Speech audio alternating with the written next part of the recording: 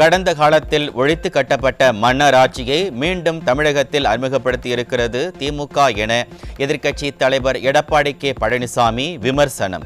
இந்த மன்னர் ஆட்சிக்கு முடிவு கட்டும் தேர்தலாக 2026 தேர்தல் அமைய வேண்டும். குடும்ப ஆட்சியை ஒழித்தால்தான் ஏழைகள் வாழ முடியும் என எதிர்க்கட்சி தலைவர் திட்டவட்டம். விரட்டி அடிப்பதற்கு மக்கள் போராடி மன்னர் ஆட்சியை ஒழிச்சோம், குடும்ப ஆட்சியை ஒழிச்சோம். இப்படி இருக்கின்ற இந்த நேரத்தில் மீண்டும் தமிழகத்தில் ஒரு மன்னர் ஆட்சி ஏற்படுவதற்கும் குடும்ப ஆட்சி வருவதற்கும் துணை நிற்கக்கூடாது. அது நாட்டிற்கு தேவையில்லை என்றுதான் அதை அகற்றினோம்.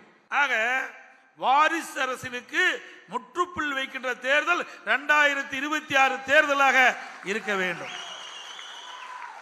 மன்னர் ஆட்சிக்கு முடிவு கட்டுகின்ற தேர்தல், குடும்ப ஆட்சிக்கு முடிவு கட்டுகின்ற தேர்தல் வருகின்ற 2026 தேர்தல்.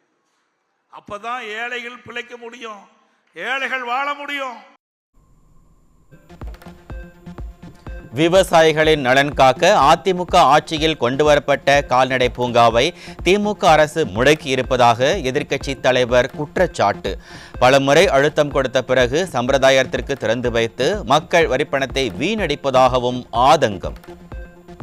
நம்முடைய கெங்கவெளி சட்டமன்ற தொகுதிக்கு உட்பட்ட தலைவாசல் கூட்டு ரோட்ல சுமார் 1000 ஏக்கர்ல 1050 கோடியில மிகப்பெரிய கால்நடை பூங்கா, ஆசியாவிலேயே மிகப்பெரிய கால்நடை பூங்கா திறக்க மனசு வரல.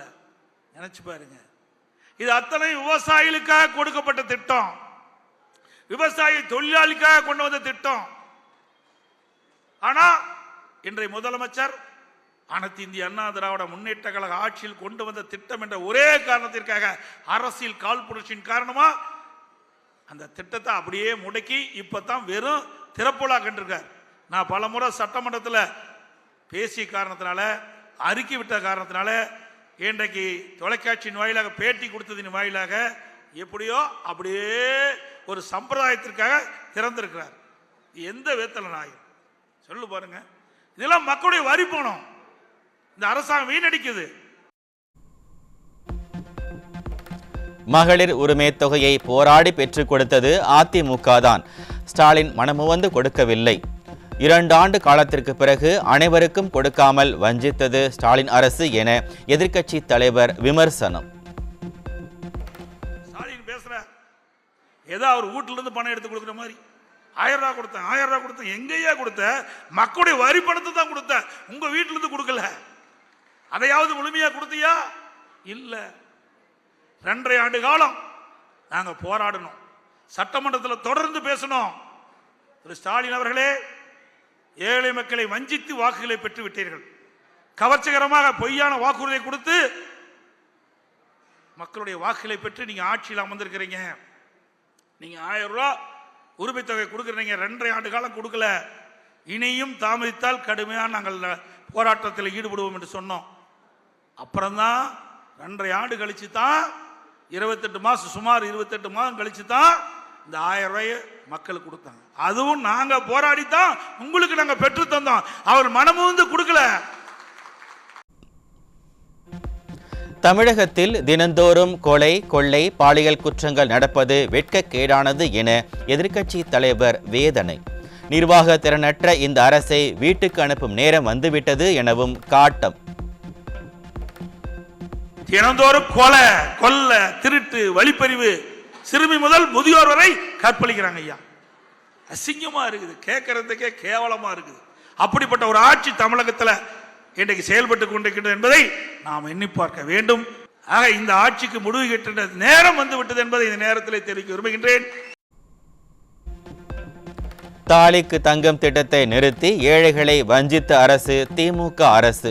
எங்கள் மீதுள்ள கோபத்தை ஏழைகளின் மீது காட்டுவது ஏன் என ஸ்டாலின் அரசுக்கு எதிர்க்கட்சி தலைவர் கேள்வி. தாலிக்கு தங்கம் திட்டம் இன்னைக்கு ஒரு பவுன் 60,000 ரூபாய்க்கு விற்குது. 60,000 64,000 நினைக்கிறேன், 64,000 ரூபாய்க்கு விற்குது ஒரு பவுன் தாலிக்கு தங்கம். இங்க வந்திருக்கீங்க எல்லாமே ஏழை குடும்பத்தை சேர்ந்த பெண்கள். உங்க குடும்பத்தில் திருமணம் ஆகின்ற பொழுது 25,000 50,000 திருமண உதவி திட்டம், 1 பவுன், அப்படிப்பட்ட ஒரு சிறப்பான ஆட்சியை கொடுத்த அரசாங்கம் அதிமுக அரசாங்கம். அதையும் நீ நிறுத்திட்டிய. ஏழைகளுக்கு கொடுப்பதை கூட நிறுத்திய அரசாங்கம் திமுக அரசாங்கம். அவர்கள் என்னப்பா பாவம் செஞ்சாங்க? எங்க மேல இருக்கிற கோபத்தை அவர்கள் மேல காட்டாத. சேலம் மாவட்டம் ஆத்தூரில் திமுக, பாமக, அமமுக, காங்கிரஸ் உள்ளிட்ட மாற்றுக் கட்சிகளைச் சேர்ந்த 2000க்கும் மேற்பட்டோர் அதிமுகவில் இணைந்தனர். அதிமுக பொதுச் செயலாளர் எடப்பாடி கே பழனிசாமி முன்னிலையில் தங்களை அதிமுகவில் இணைத்துக் கொண்டனர்.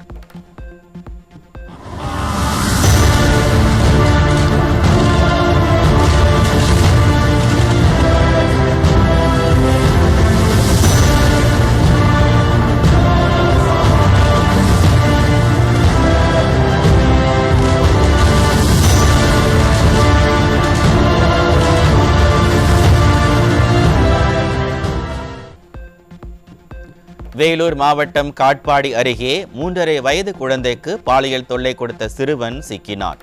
ஸ்டாலின் ஆட்சியில் அடுத்தடுத்து நிகழும் பாலியல் குற்றங்களால் தமிழக மக்கள் அச்சம். திண்டுக்கல் மாவட்டம் பழனி அருகே 17 வயது சிறுமிக்கு பாலியல் தொல்லை கொடுத்த கூலி தொழிலாளி போக்சோவில் சிக்கினார். திராவிட மாடல் ஆட்சியில் சிறுமிகளுக்கு பாலியல் தொல்லை அதிகரித்திருப்பதாக பொதுமக்கள் வேதனை. சென்னை சவுகார்பேட்டையில் வளையல் வாங்க சென்ற பெண்ணிடம் பாலியல் சீண்டலில் ஈடுபட்ட ஊழியர் சிக்கினார். பெண்களுக்கு எதிரான குற்றங்கள் மீது திமுக அரசு முறையான நடவடிக்கை எடுக்காததால் இதுபோன்ற சம்பவங்கள் தொடர்ந்து அதிகரித்து வருவதாக மக்கள் வேதனை.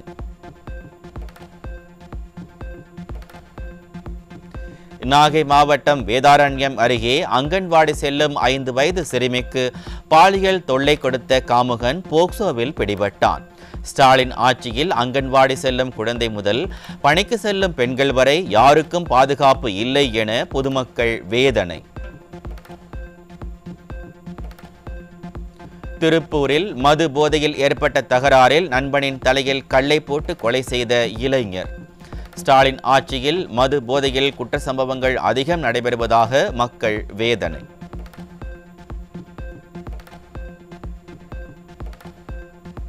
கோவை அருகே விற்பனைக்காக 10 கிலோ கஞ்சா வைத்திருந்த நபர் பிடிபட்டார். நிர்வாக திறனற்ற திமுக ஆட்சியில் ஏவல்துறை கஞ்சா புழக்கத்தை கட்டுப்படுத்த முடியாமல் திணறி வருவதாக மக்கள் குற்றச்சாட்டு. கடலூர் மாவட்டம் சிறுபாக்கம் அருகே வயலில் வேலை செய்து கொண்டிருந்த பெண்ணை கத்தியால் தாக்கிவிட்டு 7.5 சவரன் தங்கச் செயினை பறித்துச் சென்ற மர்ம நபர். ஸ்டாலின் ஆட்சியில் செயின் பறிப்பு சம்பவங்கள் சர்வசாதாரணமாக நடைபெறுவதாக பெண்கள் வேதனை.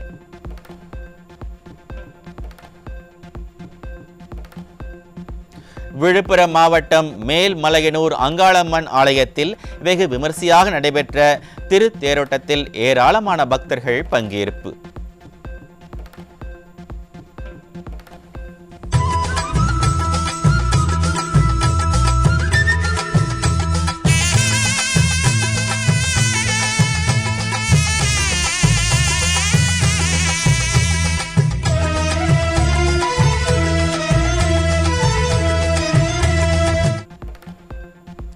தற்காலிக பேருந்து நிலையத்தில் அடிப்படை வசதிகள் கூட திராவிட மாடல் செய்து கொடுக்கவில்லை என பக்தர்கள் குற்றச்சாட்டு.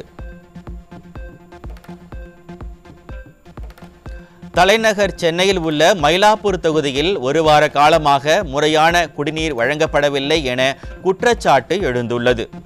வானத்தை வில்லாக வளைப்போம் என்கிற ரீதியில் வாக்குறுதி கொடுத்து ஆட்சிக்கு வந்த தந்தையும் மகனும் தவித்த வாய்க்கு தண்ணீர் கொடுக்கவில்லை என மக்கள் ஆதங்கம்.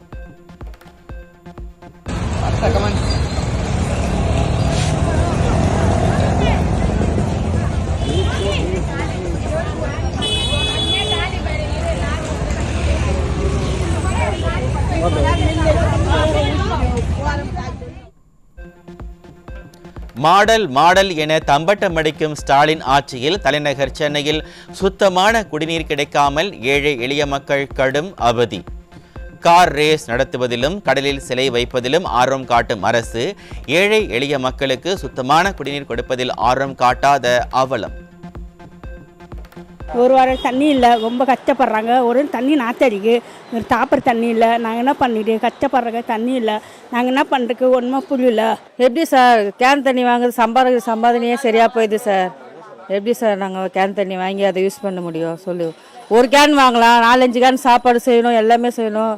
குளிக்கிறதுக்கு எப்படி சார் குடும்பம் எப்படி போகிறது? ஒரு கேன் தான் வாங்குறோம் 30 ரூபாய் கொடுத்து. அதுக்கு மேலே எங்களாண்ட வசதியில் வாங்குவோம். நேற்று டேங்க் தண்ணி வந்தது, அதுதான் பிடிச்சி இப்போ சாப்பாடு செய்கிறோம். ஆனால் சரி பாகமாக காவா தண்ணி கலந்து வருது. இந்த ட்ரைனேஜ் போடுறாங்களா, அதனால் நோண்டி மெட்ரோ ட்ரெயின் போகிறாங்களா, அதெல்லாம் நோண்டி பழுப்புன்னா மிஸ் ஆயிடுச்சு, எனக்கு தெரில. ஆனால் காவா தண்ணி வருது, அதை சரிப்படுத்த சொல்லுங்கள். கன்னியாகுமரி மாவட்டம் குலசேகரத்தில் வனத்துறை சோதனைச் சாவடியில் பணியில் இருந்த வன காப்பாளர் இறந்து ஒரு நாளைக்கு பிறகு மீட்கப்பட்ட அவலம். இறந்தவரை ஒரு நாள் கழித்துதான் பார்த்தனர் என்றால் வனத்துறையினரின் பணி லட்சணம் இதுதானா என மக்கள் கேள்வி. பிங்க் ஆட்டோ திட்டம் வரும் 8ஆம் தேதி தொடங்க உள்ள நிலையில் அந்த திட்டத்தின் கீழ் ஆட்டோ வாங்க விண்ணப்பிக்கும் மகளிரிடம் சிபில் ஸ்கோர் கேட்டு விண்ணப்பங்கள் நிராகரிக்கப்படும் அவலம். முன்னேற துடிக்கும் ஏழை பெண்களுக்கு மானிய விலையில் ஸ்கூட்டி கொடுக்க நடப்பது என்ன அதிமுக ஆட்சியா? எந்த திட்டத்தை எடுத்துக்கொண்டாலும் வீண் விளம்பரம் செய்யும் ஸ்டாலின் ஆட்சி. இது இப்படித்தான் இருக்கும் என பெண்கள் காட்டம். சென்னை மாநகராட்சியில் பணியாற்றி வரும் ஒப்பந்த ஊழியர்கள் ஆளுங்கட்சியினர் மற்றும் அதிகாரிகளின் வீடுகளில் தனிப்பட்ட பணிகளில் ஈடுபடுத்தப்படுவதாக குற்றச்சாட்டு. பெரும்பாலான தொழிலாளர்கள் அதிகாரிகளின் வீடுகளுக்கு சென்று விடுவதால் தூய்மை பணிகளை செய்ய ஆள் இல்லாமல் சிங்கார சென்னையில் துர்நாற்றம் வீசும் அவலம். தமிழகத்தில் சட்டம் ஒழுங்கு சீரழிந்திருப்பதால் பயங்கரவாத சக்திகள் வேரூன்றியதை கண்காணிக்க முடியாமல் தவிக்கும் ஸ்டாலின் அரசு. பயங்கரவாத அமைப்புகளின் ஆதரவாளர்கள் பெருகி வரும் நிலையில் சிறப்பு புலனாய்வு பிரிவை தொடங்க முடிவெடுத்திருப்பதாக தகவல். அம்மா மருந்தகங்களுக்கு முதல்வர் மருந்தகம் என ஸ்டிக்கர் ஒட்டிவிட்டு அவற்றை கண்காணிக்க மருத்துவத்துறை அதிகாரிகளுக்கு பதிலாக கூட்டுறவுத்துறையை பயன்படுத்தும் ஸ்டாலின் அரசு. சுகாதாரத்துறை செய்ய வேண்டிய வேலையை கூட்டுறவுத்துறை எப்படி செய்ய முடியும்? கூட்டுறவுத்துறைக்கும் மருந்தகங்களுக்கும் என்ன தொடர்பு? இப்படி குழப்பங்களை உருவாக்குவதுதான் திராவிட மாடலா என மக்கள் கேள்வி. கோயம்பேடு அருகே மெட்ரோ ரயில் நிலையம் அருகில் கூவம் ஆற்றில் சட்ட விரோதமாக கழிவுநீர் வெளியேற்றப்பட்டு வருவதால் துர்நாற்றம் வீசும் அவலம். டேடி அண்ட் சன் அரசு மழைநீர் வடிகால் பணி சிங்கார சென்னை என மக்கள் வரிப்பணத்தை கூவத்தில் கரைத்திருப்பதாக மக்கள் விமர்சனம்.